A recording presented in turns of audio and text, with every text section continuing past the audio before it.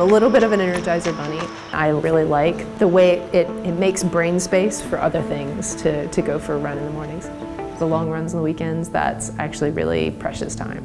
Audrey Odom also applies that same energy to her lab at the Washington University School of Medicine, where she has distinguished herself as a power player in the international field of malaria research.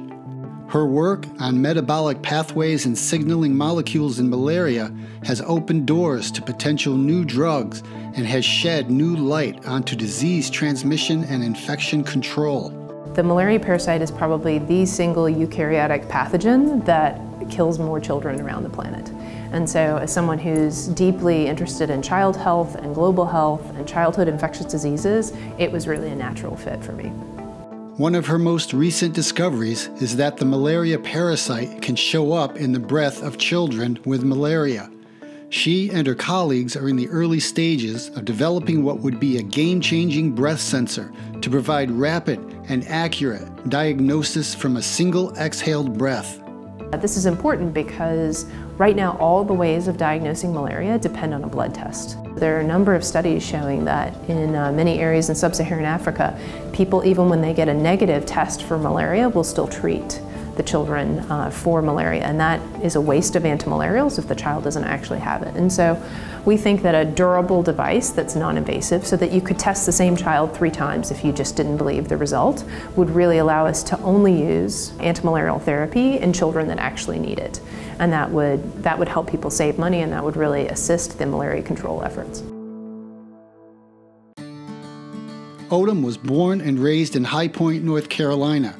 She earned a bachelor's degree in biology with a minor in chemistry at Duke in 1996. It was during that time that she was introduced to lab research through a freshman year work-study program. And I just loved it. I mean, I just absolutely loved it.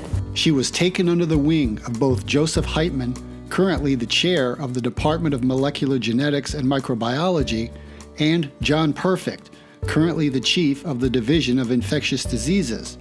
The two were researching the yeast Cryptococcus neoformans.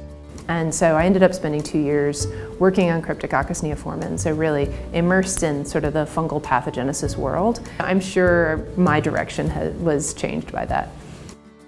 She then enrolled in the Duke MD PhD program and continued to excel in the labs of Heitman and Perfect.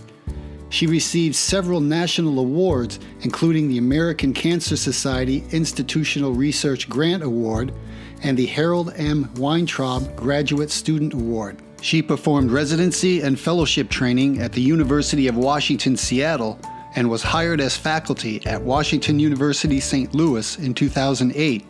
She soon had her own lab up and running. I've been completely blessed to have an outstanding group of undergraduate researchers who have worked with me. Odom is beloved by her lab teammates and is a recipient of the Washington University Mentor of the Year Award. In 2015, she was invited to give a TED Talk about her research to create a breath sensor for malaria. The TEDx talk was a blast. There's like 2,500 people in the audience, and you walk out and you are on, and everyone's paying attention. Not like talking to undergrads, right? Odom and her husband, Anthony John, met while at Duke. He was earning a PhD in music composition and now is a successful author of teen novels. So I can credit Duke for, finding me a husband as well.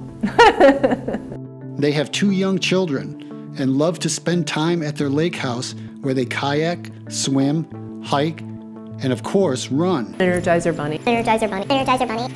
In April 2016, Odom successfully ran her first marathon. As for the other successes in her life, Odom says she owes a lot to Duke.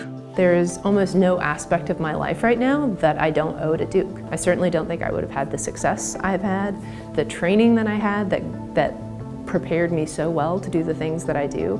I owe Duke a lot.